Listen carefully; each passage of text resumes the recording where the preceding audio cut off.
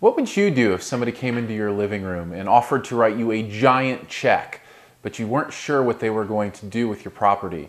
Was it really all that healthy?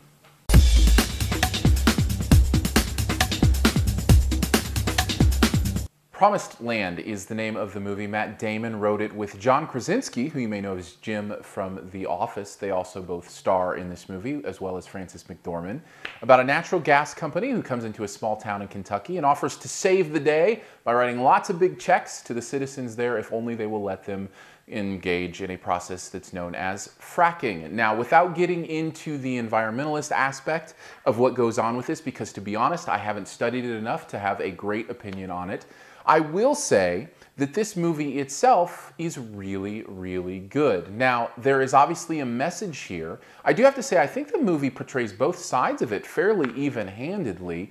And what I mean by that is at least that there's no demonization of these companies. In fact, Matt Damon's character works for one of these companies. There are some demonization of types of people who you might find in these companies, and maybe that's drawing a little too fine a line.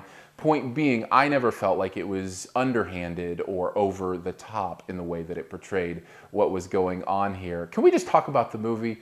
Matt Damon and John Krasinski both give really good performances in this, as does Frances McDormand and many of the cast around her. It tells a really engaging and compelling story.